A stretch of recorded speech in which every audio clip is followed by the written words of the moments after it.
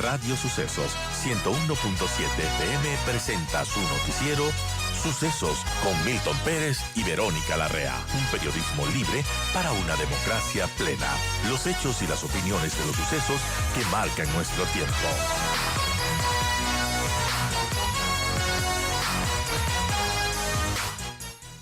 Buenos días, amigos, bienvenidos. Vamos a conversar en este momento con María Sara Gijón, es la directora del CERCOP, el Servicio de Compras Públicas. Hay un tema, gracias por acompañarnos, buenos días, directora. Hay un tema importante que es la subasta inversa de medicinas.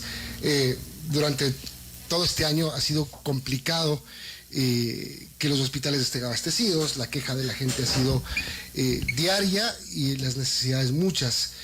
La subasta inversa es una de las vías para poder buscar solución a este problema. ¿Cómo va la subasta? Bueno, primero buenos días, Milton, Verónica, un gusto estar aquí nuevamente. Y bueno, sí, efectivamente ya estamos en plena subasta inversa corporativa de medicamentos. La iniciamos, digamos, públicamente hacia afuera en marzo. El 23 de marzo se publicaron digamos, el primer lote de 168 medicamentos se fueron publicados y bueno, ya inclusive tuvimos las primeras pujas, que es obviamente la subasta propiamente dicha. En esa subasta de los primeros 168 medicamentos tuvimos 155 pujas exitosas, porque obviamente para que la puja sea exitosa se necesita que haya un número de oferentes que realmente participe competitivamente a la baja. Y obviamente tenemos los ganadores de esas pujas. Después de eso hemos estado recibiendo obviamente la documentación que tienen que presentar los ganadores, y sobre la base de eso pues ya la próxima semana tendremos las primeras adjudicaciones, es decir, los primeros proveedores que serán quienes estarán en el catálogo electrónico de medicamentos, con lo cual ya los distintos subsistemas de la Red Pública Integral de Salud, léase Ministerio de Salud Pública, IES, ISFA e ISPOL, podrán empezar a realizar ya las compras centralizadas de medicamentos. Tenemos algunas novedades en relación a esta subasta, en relación a subastas anteriores. Este es uno de los mecanismos que constan en la ley, ¿no? En la Ley Orgánica del Sistema Nacional de Contratación Pública, y que permite justamente eso que es tan importante, el aprovechamiento de las economías de escala, por un lado, que es el hecho de que se puedan comprar, o sea, toda la red compra, es decir, ya no vamos a tener, a través de los medicamentos que consten en el catálogo, no vamos a tener esas compras directas por parte de los hospitales a proveedores independientes, sino que lo que esté en el catálogo realizará la compra. Por ejemplo, el Ministerio de Salud podrá comprar todo el paracetamol que necesite. ¿Esto para garantizar qué? Bueno, varias cosas, ¿no? Lo primero es una economía de escala, es decir, tú terminas comprando un volumen importante y eso necesariamente implica mejor precio. No es lo mismo comprar un paracetamol que 10 millones, ¿no es cierto?, para toda la Red Pública Integral de Salud.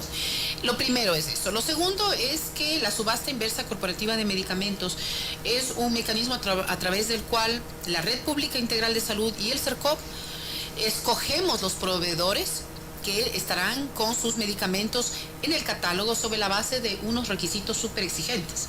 Es decir, en los pliegos que constan en el procedimiento de esta subasta se determinan una serie de requisitos mucho más fuertes de lo normal, digamos. Es decir, en realidad cualquier persona que tenga un RUC, es decir, un registro único de contribuyentes, y para eso, si es que es persona jurídica, deberá estar legalmente constituida o legalmente domiciliada en el Ecuador. Si estamos hablando de una empresa extranjera, tiene que tener todos los papeles en regla y obviamente tener un RUC.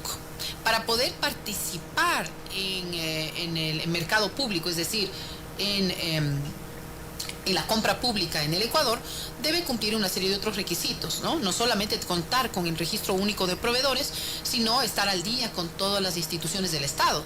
Tú sabes que alguien que tenga deudas en mora con el Estado no puede participar en compra pública. Si tienes deudas con el SRI o tienes deudas con el IES, no puedes participar en la compra pública. Tampoco puedes participar en compra pública si has estado sancionado. Si eres un contratista incumplido o si eres un adjudicatario fallido, no puedes estar en el sistema. Entonces, son una serie de requisitos, pero ya específicamente para esta subasta, como estamos hablando de temas específicos de salud, que son tan importantes, no solamente deben contar con el registro sanitario, deben también contar con certificaciones de buenas prácticas de manufactura, sino que adicionalmente deben tener un mínimo de existencia jurídica en el Ecuador de 3 años. Y deben además certificar la fortaleza financiera para poder producir la cantidad de medicamentos de una compra centralizada. Como te digo, por ejemplo, el Ministerio de Salud tiene que comprar para todos los hospitales y unidades de salud que son parte del Ministerio de Salud, que son muchísimos. Y se cortan líneas de corrupción cuando los hospitales no pueden o no tienen esa potestad de comprar per se. Es que ya no hay esa negociación directa, ¿me entiendes? Ya no hay la negociación directa. Pero sí se garantiza que no hay corrupción. Verás, lo que yo te puedo decir es que si vamos por eso, en el mundo no se puede garantizar que no hay corrupción. Sí, lo que podemos pero como lo que ha pasado aquí, en el mundo es poco que se repite también. Sí, o sea, yo lo que digo es que buscamos reducir en la medida de lo posible cualquier posibilidad de actos fuera de la norma. No quisiera hablar solo de corrupción. Existen otro tipo de malas prácticas. ¿Sí? Y en ese sentido, yo lo que te puedo decir es que con pliegos y exigencias mucho más fuertes que en años anteriores, para que tú puedas cumplir con este tipo de provisión, en este caso de medicamentos, tienes que tener ciertas exigencias y tienes que cumplir. Y si por ABC no cumples, porque por ejemplo, asumamos con la puja, ¿no es cierto? Hemos tenido la puja y tenemos X número de ganadores. En el caso de del primer lote tenemos 155 ganadores de cada una de esas pujas. Esos ganadores tienen que presentar la documentación y si no presentan, no pueden ser adjudicatarios, es decir, no pueden firmar el convenio marco con el CERCOP para estar en el catálogo. 1. 2. La semana pasada justamente recibimos un oficio por parte del IES indicando que uno de esos ganadores era, según ellos determinaron en una resolución que era un adjudicatario fallido. En ese caso quedó fuera. ¿Sí me entiende? Entonces es muy importante el trabajo en equipo de las distintas instituciones públicas para asegurarnos que los proveedores que no solo participan y que ganan, sino que son los adjudicatarios y firman el convenio marco, son personas, son instituciones que tienen, obviamente, un buen track record, como dicen en Estados Unidos, ¿no es cierto? Es decir, que tienen un prestigio ganado y que son cumplidores. No podemos tener gente que no cumple o que hace trampa, como dicen, digamos, podríamos decirlo de manera coloquial, ¿no? Es decir, los malos actores van quedando fuera. Eso es muy importante. Y el trabajo en equipo, porque a nosotros como CERCOP nos corresponde hacer que se cumpla la normativa vigente, pero necesitamos que otros actores también nos hagan conocer de este tipo de situaciones. Por ejemplo, recordemos que hasta hace poco se hablaba de que en muchos de los hospitales constaban lotes de medicamentos caducados. Eso es incumplimiento. O sea, si tú entregas medicamentos que no están vigentes, que ya han caducado, ¿cómo aceptas? Claro. Entonces es la entidad contratante la que tiene que decir, no, señores, yo no acepto. No solo que no acepto, te devuelvo. Pero si no me traes buenos, yo te declaro contratista incumplido. Y entonces ya no tendremos malos actores en la compra pública. Pero para eso tiene que ser un trabajo en equipo. Son las 8:35, estamos conversando con María Sara Gijón, directora del CERCOP. María Sara, además de ser más exigentes para evitar estas irregularidades que menciona, ¿cómo más se puede combatir la corrupción en este tipo de compras de subastas inversas? Bueno, como te digo, en realidad en la subasta inversa ya no puede haber corrupción, porque simplemente si ya el medicamento que tiene el registro sanitario correspondiente es el que se tiene que entregar, no puede haber corrupción. Ahora, ¿qué pasa, por ejemplo, si hay un medicamento específico que necesita un cierto hospital y que no está dentro de este catálogo? ¿Ahí cómo se procede? Bueno, ahí tienen todos los otros procedimientos para la compra, ¿no? Entonces, obviamente, el hospital o el mismo Ministerio de Salud podría igual acceder a una compra centralizada utilizando otro tipo de procedimientos.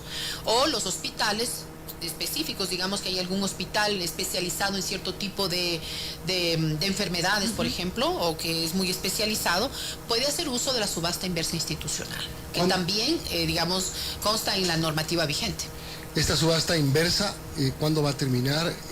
Son 168 medicinas. No, 168 del primer lote. Y ya la próxima semana empiezan las adjudicaciones de este primer lote. Y llegan adjudicados, ¿en cuánto tiempo deben llegar las medicinas? Bueno, una vez que están ya estos medicamentos en el catálogo, los subsistemas de la Red Pública Integral de Salud podrán empezar a hacer las compras. Yo te diría que a partir del mes de junio ya pueden empezar a hacer las primeras compras en base a estos 168. Vale mencionar que en el catálogo ya había 104 medicamentos anteriores. Con estos 155 esperamos pues subiría el número. Y recordemos que estamos cada 15 días publicando 120 medicamentos más. Por ejemplo, nosotros ya hace 2 semanas publicamos un segundo lote de 120 medicamentos. Estamos en la fase de preguntas y respuestas y el próximo viernes 27 de mayo empiezan las pujas de este segundo lote.